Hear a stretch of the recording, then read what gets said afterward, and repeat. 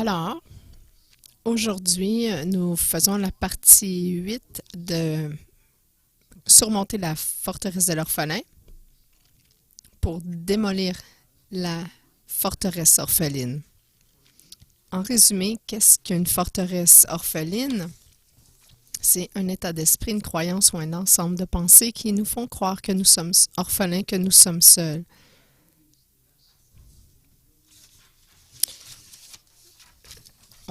Doit tout faire par nous-mêmes. Pas nécessairement physiquement seul, mais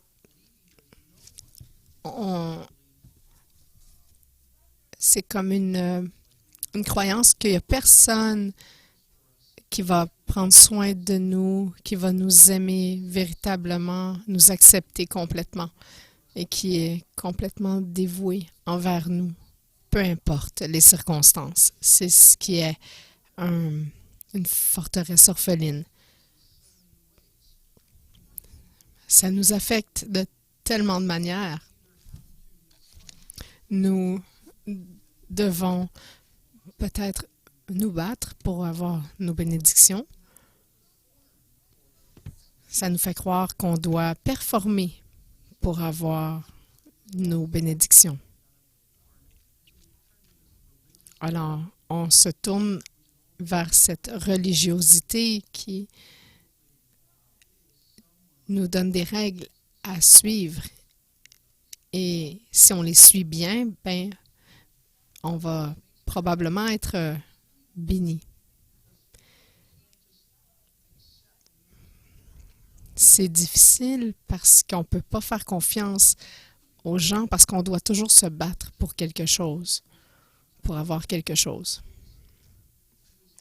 La semaine dernière, on a découvert que l'Esprit Saint nous habite pour la puissance, mais aussi pour nous parler constamment à notre esprit, qu'on est fils et filles de Dieu, nous informer de qui nous sommes en Christ et qui Christ est en nous.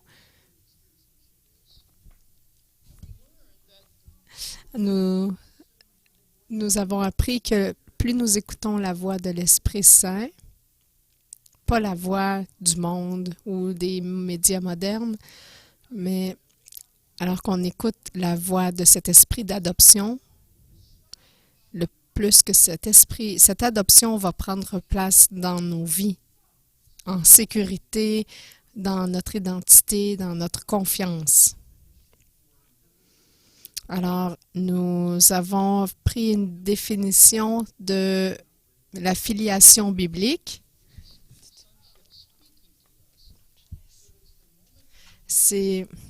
La filiation biblique, c'est la prise de conscience et l'expérience à chaque instant de qui est Dieu en tant que Père et nous en tant qu'enfants.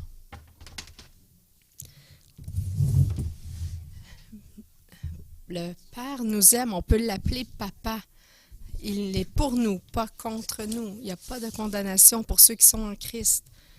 Il vous a déjà accepté, racheté, accueilli. Et il a géré votre honte, votre état endommagé. Il lui plaît de vous appeler fils ou fille.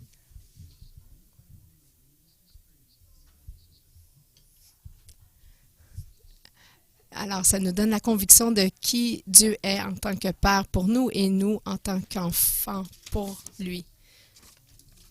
Alors, j'aimerais répondre 3 questions aujourd'hui pour vous. La première, comment la croyance affecte-t-elle le comportement?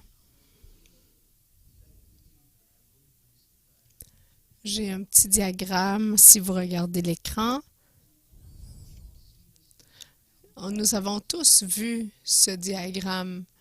Ce que ça dit, en gros, c'est que nos pensées déterminent nos sentiments et nos sentiments déterminent nos actions. Si on a des pensées joyeuses, on va avoir un sentiment de joie et on va avoir une action résultant, une action joyeuse. On ne commence jamais avec un sentiment. C'est toujours une pensée qui précède. Lorsqu'on a un sentiment négatif, ça venait d'une pensée négative et ça amène une action négative. Si on a une pensée de colère, on va avoir une émotion de colère et on va avoir une réaction de colère. Alors, tout commence par nos pensées, mais le plus que nous apprenons à gérer nos pensées, le plus nous serons capables de contrôler nos actions par la maîtrise de nos sentiments. Nos pensées sont toutefois plus contrôlées par nos croyances que par les circonstances. Ce que nous pensons, c'est vraiment plus contrôlé par nos croyances. C'est pour ça que deux personnes peuvent passer à travers la même expérience, mais elles vont avoir des réactions différentes selon leurs croyances de départ. Ce que nous croyons être vrai va nous faire penser ce que nous pensons et ressentir ce que nous ressentons et faire ce que nous faisons. Chaque forteresse est un groupe de croyances. Alors, lorsque nous avons une forteresse, ça va affecter nos pensées, nos sentiments et nos actions.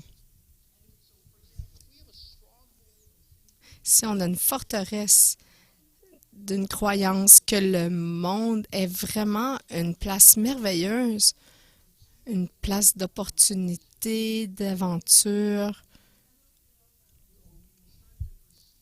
alors on va percevoir chaque circonstance qui nous arrive comme une opportunité. Mais si nous croyons que,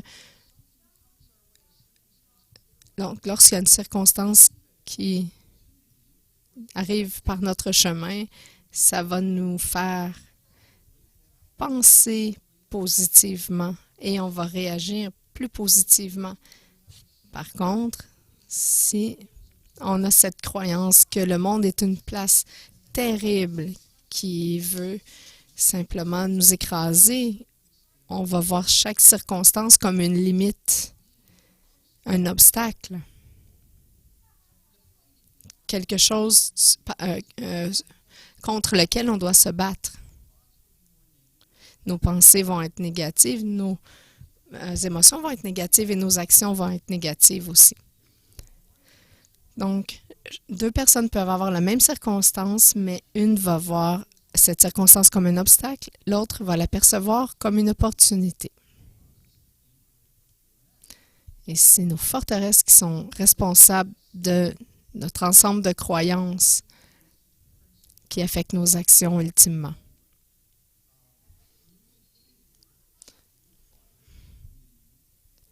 Alors, je vais vous parler d'un principe reconnu. Un nouveau comportement nécessite de nouvelles croyances. Notre comportement ne changera pas en changeant nos circonstances. Notre comportement changera en changeant nos croyances, ce que nous croyons être vrai.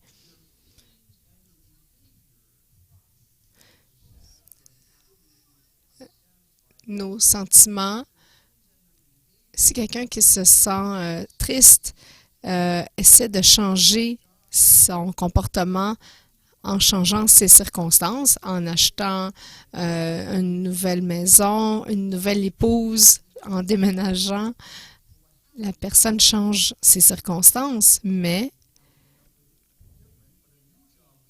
il y a un nouveau travail, une nouvelle maison, une nouvelle église qu'on n'aime pas, une nouvelle épouse qu'on n'aime pas, parce que ce n'étaient pas les circonstances qui affectaient les sentiments et les actions, c'était l'ensemble de croyances. C'est la forteresse qui fait ce sentiment de tristesse, qui cause ce sentiment de tristesse. On doit changer cet état d'esprit.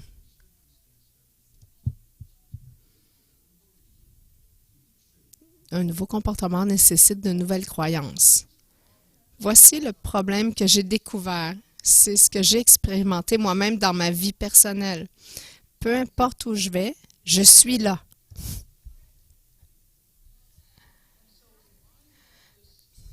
Alors, si j'ai cette croyance que je peux aller ailleurs, dans un nouveau pays, je vais quand même avoir les mauvaises pensées parce que j'ai les mauvaises croyances. C'est pas les circonstances, c'est pas l'environnement.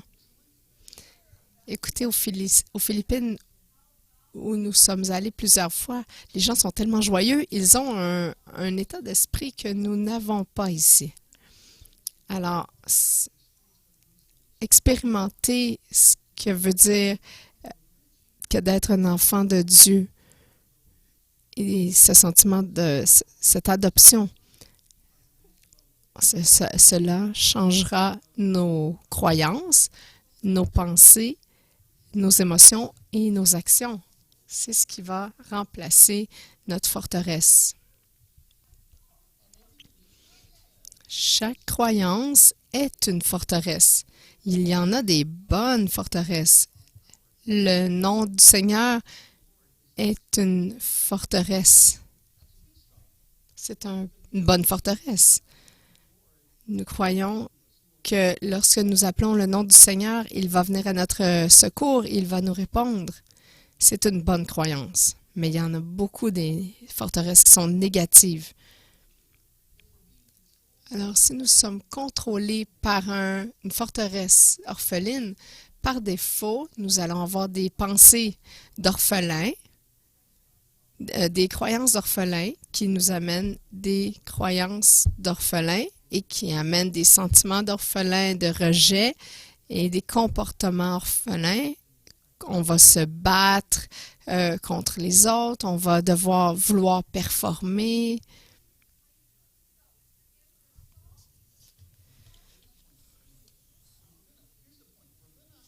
Alors, si nous allons vivre comme fils et filles de Dieu, nous devons croire comme un fils ou une fille de Dieu. Nous devons avoir un état d'esprit d'enfant de Dieu. Le plus que nous avons des pensées d'orphelins, le plus qu'on va avoir des sentiments d'orphelins, des actions d'orphelins. Mais si on écoute l'esprit d'adoption, nous allons commencer à développer des sentiments, des croyances d'adoption qui vont nous amener des pensées d'adoption, qui vont nous amener des sentiments d'adoption. Dieu a un plan pour ma vie, j'ai une destinée. Ça va nous amener des sentiments d'enfants adoptés. Nous allons être satisfaits, joyeux, anticipant un meilleur futur, parce que c'est ce que Dieu a pour nous. Il a plein de belles choses en réserve pour nous. Alors, ça nous amène à vivre, à agir en tant que fils et filles de Dieu. Alors, comment les croyances affectent-elles le comportement? Les croyances contrôlent le comportement à cause de la chaîne qu'on a vue. Alors, la question 2, comment démolissons-nous les forteresses? Comment briser cet état d'esprit négatif? Peu importe ce qui est contenu dans cette forteresse. Regardez le passage qu'on relit plusieurs fois dans cette série, 2 Corinthiens 10, versets 4 et 5. Car les armes avec lesquelles nous combattons ne sont pas charnelles, mais elles sont puissantes par la vertu de Dieu pour renverser des forteresses. Nous renversons les raisonnements et toute hauteur qui s'élève contre la connaissance de Dieu et nous amenons toute pensée captive à l'obéissance de Christ.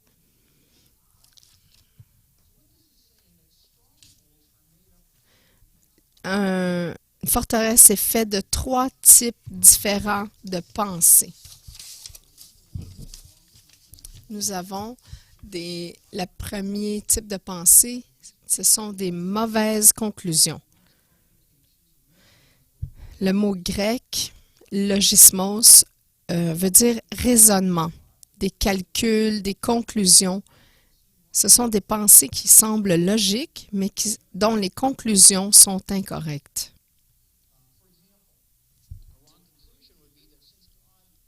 Alors, notre conclusion, c'est, vu que Dieu m'a donné un père biologique pour représenter mon Père céleste, vu que mon Père terrestre m'a abandonné, alors je ne peux pas faire confiance à Dieu quand les choses vont se corser.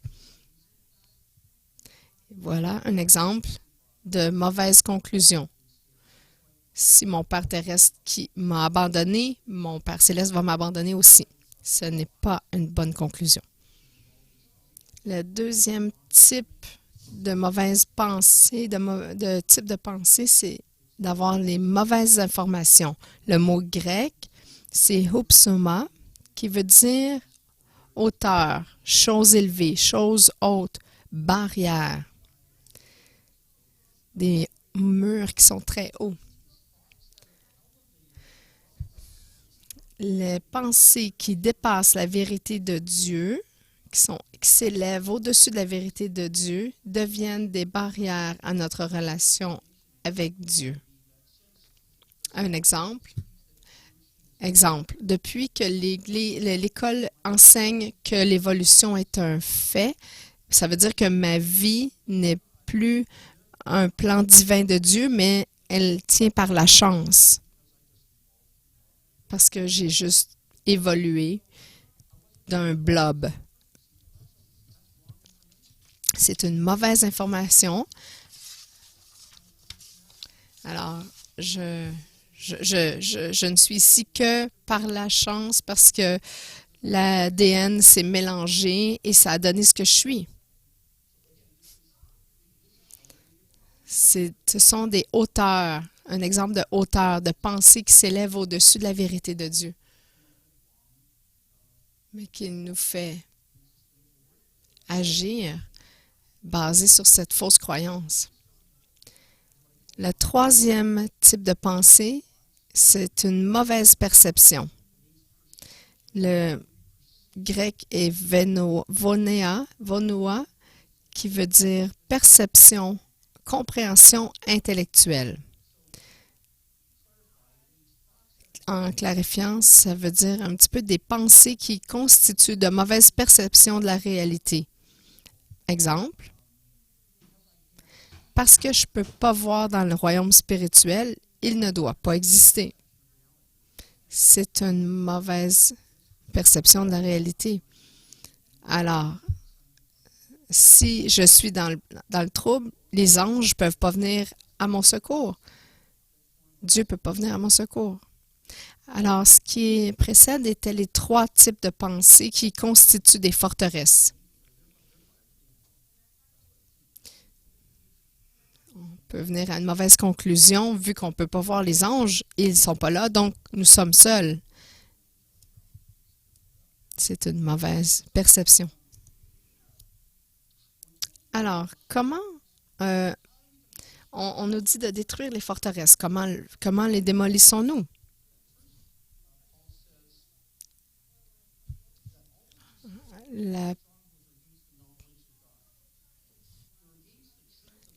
Paul nous dit que les pensées sont sous la vérité de Dieu, ce que Dieu a dit.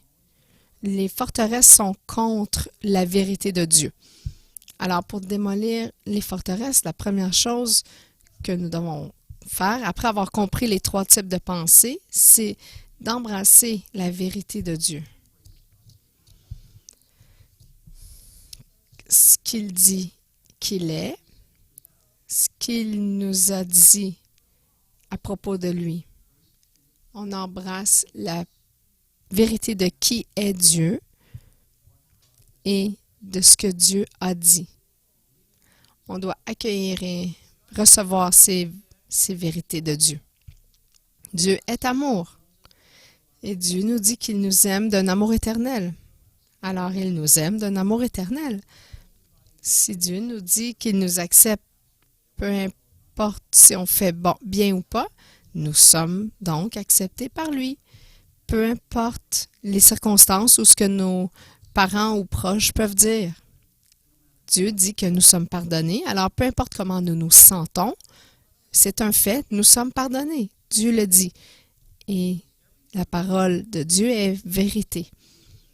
Alors, nous embrassons la vérité de Dieu. Ensuite, nous plaçons nos pensées indésirables sous la vérité de Dieu.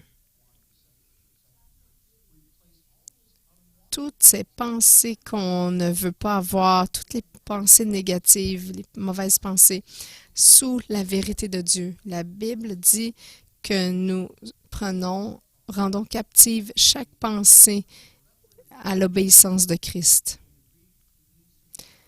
En grec, ça veut dire amener à la soumission à Christ.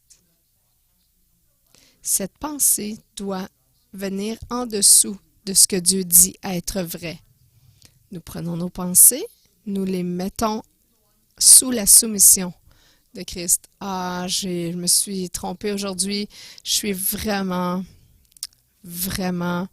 un échec. Mais non, c'est pas vrai. On prend cette pensée, on la met sous la vérité de Dieu qui dit « Je suis accepté, je suis le bien-aimé de Dieu ». Alors, la vérité de Dieu est élevée au-dessus.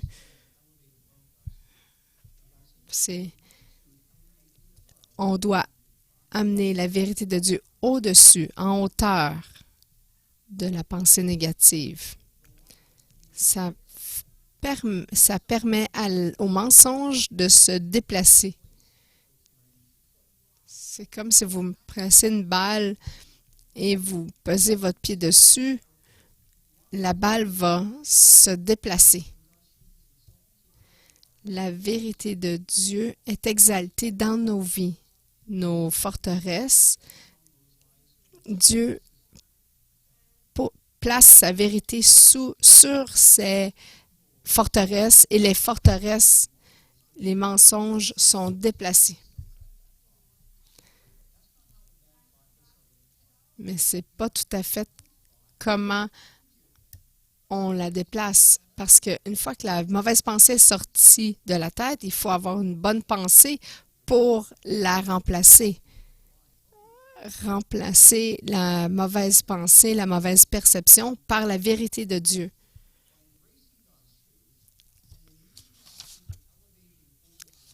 Alors, on prend la vérité de Dieu, on écrase la mauvaise perception, la mauvaise pensée, et elle se déplace, laissant place à la vérité de Dieu.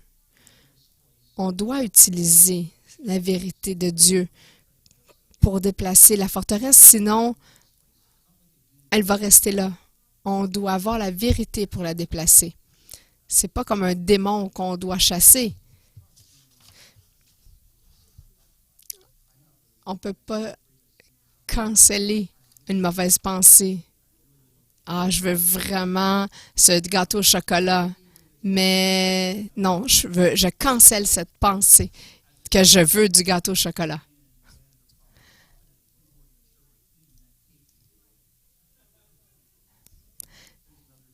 Mais ça ne fonctionnera pas.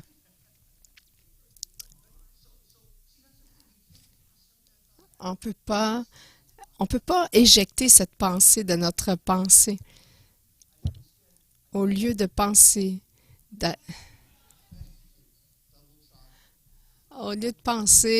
à ce gâteau au chocolat, on doit prendre une vérité et la mettre par-dessus.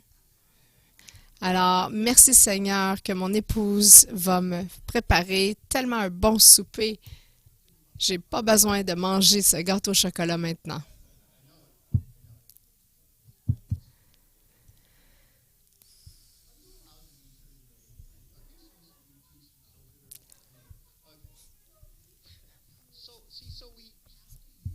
Alors, nous devons prendre la vérité pour déplacer le mensonge qui n'est pas de Dieu. Comment est-ce qu'on démolit les forteresses? On déplace le mensonge en gardant la vérité en nous. Comment est-ce qu'on embrasse la vérité de Dieu?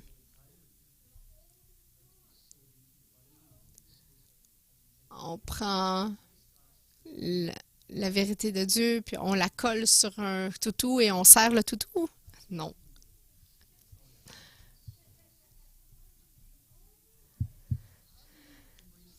Alors, comment est-ce qu'on fait? On a tous essayé d'embrasser la vérité de Dieu, de penser un verset et d'essayer de le coller en nous. Peu importe le nombre de sermons, peu importe le nombre de temps qu'on a lu la Bible, ça arrive qu'il y a certaines vérités qui sont difficiles à nous pénétrer. Alors, comment est-ce qu'on fait pour que la vérité nous colle après? Comment on peut la recevoir pleinement pour déplacer les mensonges? Écoutez, la réponse est incroyablement simple et facile. Ça s'appelle la conversation personnelle. Parlez-vous. Parlez-vous à vous-même. Voici le problème. La plupart d'entre nous, on nous a dit qu'on va devenir fou si on se parle à soi-même. Mais c'est un mensonge de Satan parce qu'il le sait que les gens qui se parlent à soi-même sont fous. Et cette rumeur est mondiale. Alors, moi, je me parle régulièrement à tous les jours. David a même dit à son âme, « Pourquoi te tourmentes-tu? Mets ta confiance en l'Éternel. » Pourquoi il faisait ça? C'est que la croyance vient par l'écoute audible. Regardez Romains, chapitre 10, verset 17. « Ainsi, la foi vient de ce qu'on entend, et ce qu'on entend vient de la parole de Christ. » Parole de Dieu. Le mot « foi », qui est en grec « pistis », c'est la persuasion, conviction, croyance. Alors, si une forteresse est un ensemble de croyances qui forment des pensées, alors on devrait se débarrasser de notre ancienne croyance pour en former une nouvelle croyance. Et la foi, c'est la définition de la foi, c'est croyance. On utilise notre nouvelle croyance pour déplacer l'ancienne croyance. La foi vient comment? La foi vient par l'écoute, l'audition. D'écouter de façon intentionnelle la vérité. C'est pas en regardant des mots sur une page et en lisant dans notre tête. Il faut entendre. Il faut donner audience, attention, enlever toute distraction et donner audience à la parole de Dieu. Il faut être seul avec la parole de Dieu et la répéter, la lire à voix haute. Je ne lis plus la Bible dans ma tête maintenant parce qu'il y a foi qui peut grandir.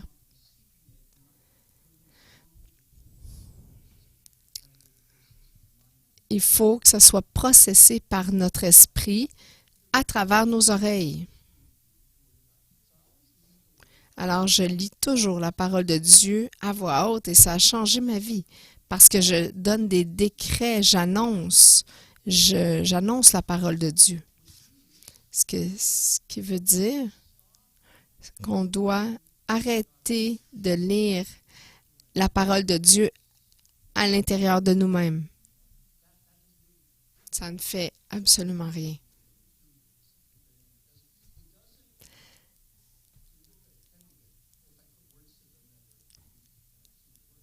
Les chansons peuvent être bonnes si on met des paroles de vérité biblique dedans. Alors, nous devons dire la parole à voix haute et de façon suffisamment forte parce que lorsqu'on dit quelque chose, on ne fait pas seulement que l'entendre dans nos oreilles, mais les mots vibrent à travers la mâchoire et on l'entend donc à travers nos os. Et on l'entend donc 2 fois. Et lorsqu'on l'entend, il faut entendre la conviction dans ce que nous lisons. N'est-il pas intéressant de voir que la Bible parle souvent de la méditation biblique? Méditer la parole de Dieu, je crois que c'est Psaume 119, verset 99. J'ai plus de révélations que mes enseignants parce que je médite sur tes statuts.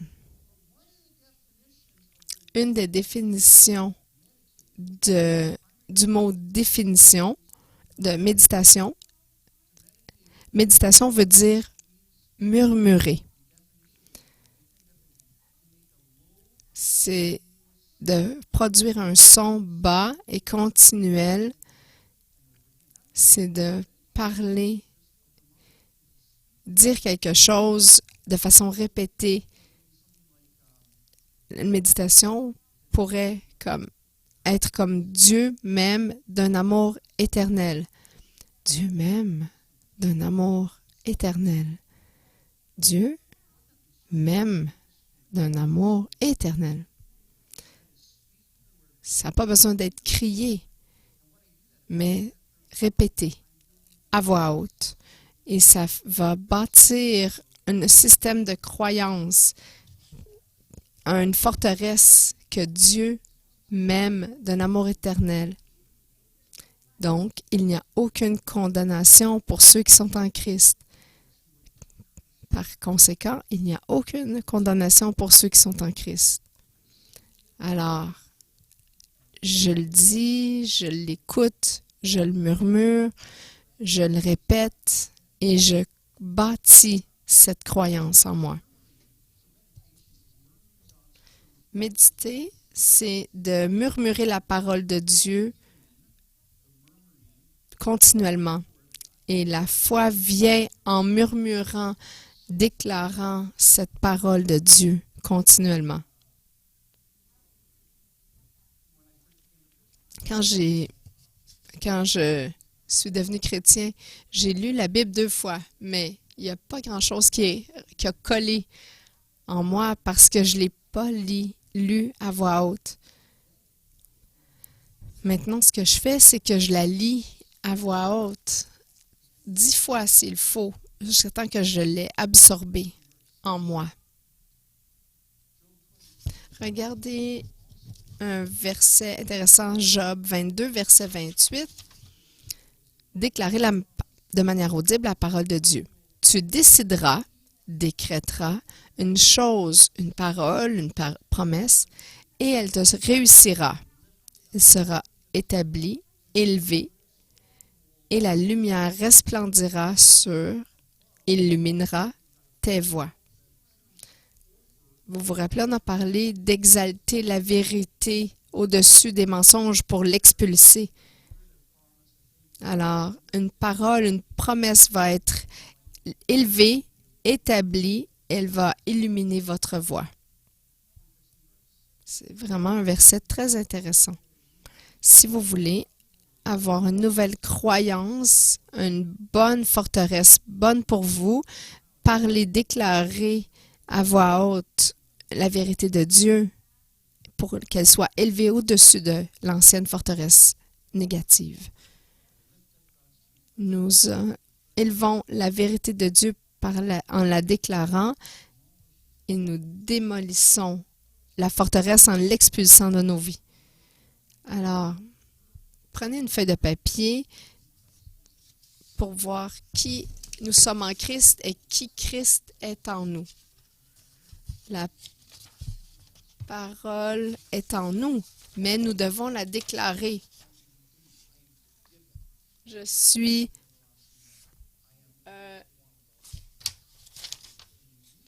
complet, je suis vivant, je suis libéré de la loi du péché et de la mort. Vous le faites autant de fois que ça vous prendra pour l'avoir en dedans de vous, jusqu'à temps que la vérité remplace les forteresses négatives. Commencez à lire vraiment à voix haute. Satan sait à quel point c'est puissant. Nous déclarons la vérité jusqu'à ce qu'elle soit en nous. Nous la déclarons, nous la déclarons. Une dernière chose avant que je termine. La dernière chose, c'est apprenez à laisser la parole de Dieu devenir révélation. Vous vous souvenez, on a parlé dans le verset précédent de laisser la lumière resplendir sur nos voies. Lorsque la parole de Dieu nous éclaire, elle devient révélation, elle change nos vies. Regardez Romains 10, verset 17. Ainsi, la foi vient de ce que nous entendons, de ce qu'on entend, et ce qu'on entend vient de la parole de Dieu. Le mot parole, regardez, la foi vient de ce qu'on entend, et ce qu'on entend vient de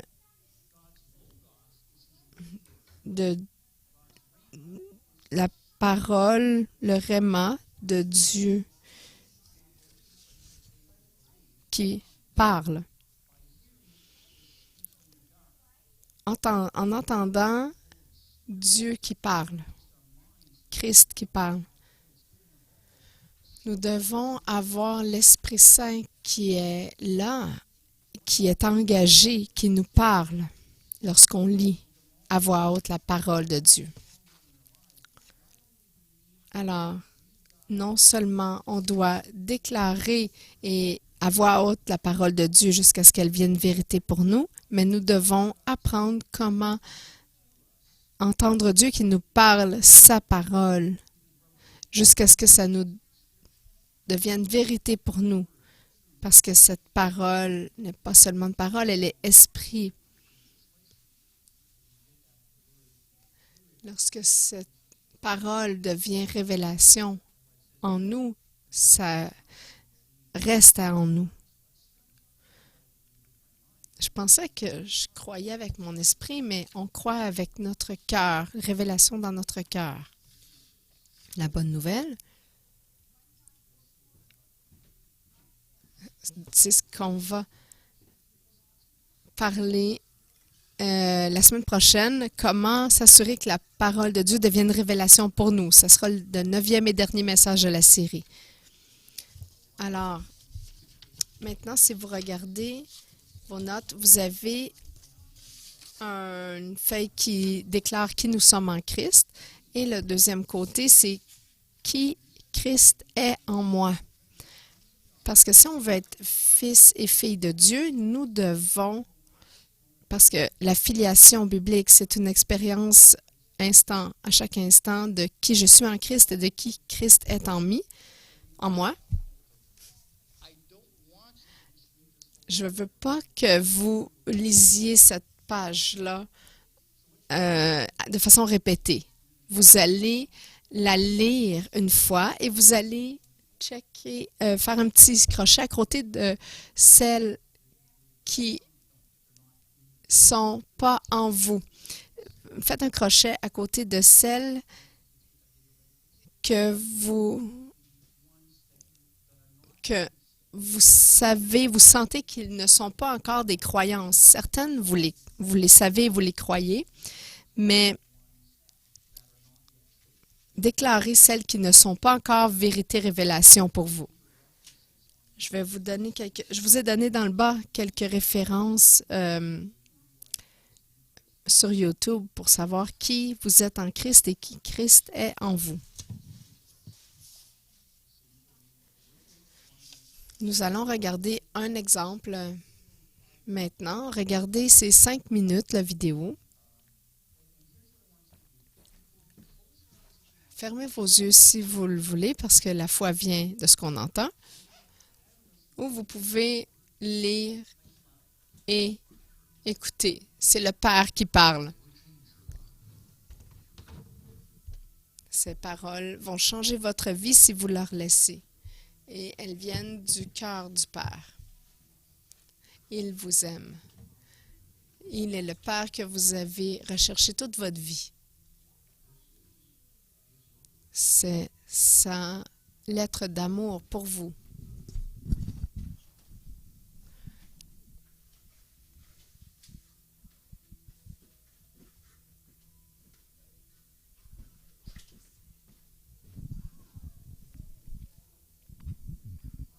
Mon enfant, tu ne me connais peut-être pas, mais je connais tout de toi. Je sais lorsque tu t'assieds et lorsque tu te lèves. Je suis familier avec toutes tes voies. Même chaque cheveu de ta tête est compté parce que tu as été fait à mon image. En moi, tu vis et tu bouges et tu as l'être. Tu es mien. Je te connaissais avant que tu sois. Je t'ai choisi lorsque j'ai planifié la création. Tu n'es pas une erreur. Tous les jours de ta vie sont comptés dans mon livre. Je détermine le temps exact de ta naissance et combien tes années. Tu as été créé.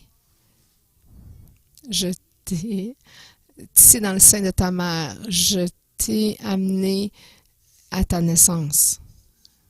J'ai été mal représenté par ceux qui ne me connaissent pas, mais je ne suis pas distant et en colère ou en colère. Je suis l'expression complète de l'amour. C'est mon désir d'étendre mon amour sur toi, simplement parce que tu es mon enfant et je suis ton Père. Je t'offre plus que tout ce que ton Père terrestre pourrait jamais le faire. Je suis le Père parfait. Chaque bon cadeau vient de ma main. Je suis ton pourvoyeur et je rencontre tous tes besoins. Mon plan pour ton futur a toujours été rempli d'espoir parce que je t'aime d'un amour éternel. Mes pensées envers toi sont infinies comme le sable sur la rive et je me réjouis en chantant au-delà de toi. Tu es ma possession, mon trésor. Je vais t'établir avec toute mon âme et tout mon cœur. Je vais te montrer des choses merveilleuses. Et si tu me cherches avec tout ton cœur, tu vas me trouver. Fais de moi tes délices et je vais te donner les délices de ton cœur. C'est moi qui t'ai donné ces désirs. Je suis capable de faire pour toi plus que tu peux imaginer.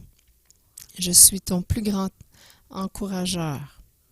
Je suis le Père qui te réconforte dans tous tes problèmes. Quand tu as le cœur brisé, je suis près de toi. Comme un berger qui se transporte un agneau, je t'ai transporté près de mon cœur. Un jour, je vais enlever toute larme de tes yeux. Je vais prendre toute la douleur que tu as souffert sur cette terre. Je suis ton Père. Je t'aime tout comme j'aime mon Fils Jésus. En Jésus, mon amour pour toi a été révélé. Il est l'exacte représentation de mon être. Il est venu pour démontrer que je suis pour toi, pas contre toi, et pour te dire que je ne compte pas tes péchés. Jésus est mort pour que toi et moi soyons réconciliés. Sa mort était l'ultime expression de mon amour pour toi. J'ai tout abandonné ce que j'aimais pour gagner ton amour. Si tu reçois le cadeau de mon Fils Jésus, tu me reçois et rien va nous séparer.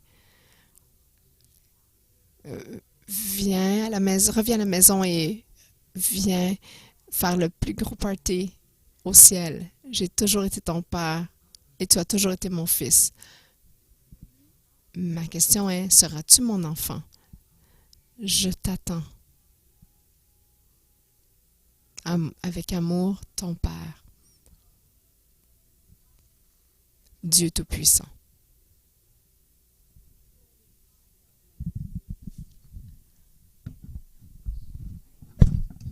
Levons-nous tous ensemble. On va poster la vidéo sur notre site web.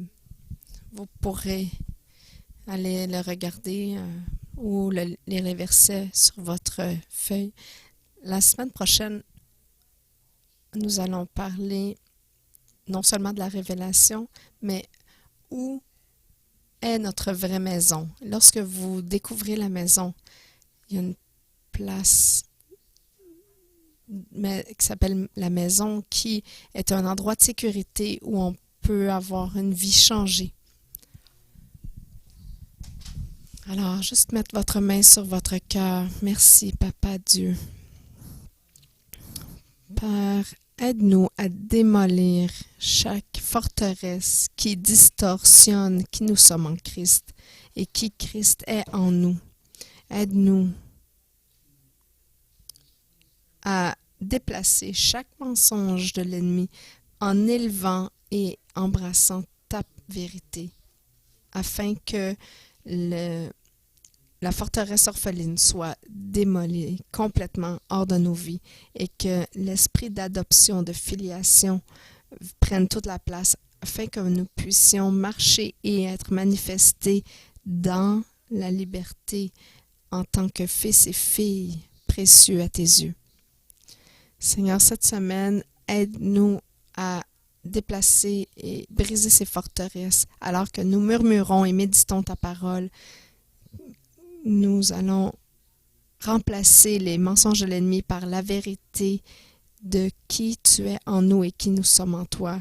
Seigneur, change-nous, libère-nous pour vivre en tant que fils et filles libres de Dieu. Nous avons prié dans le nom de Jésus. Amen.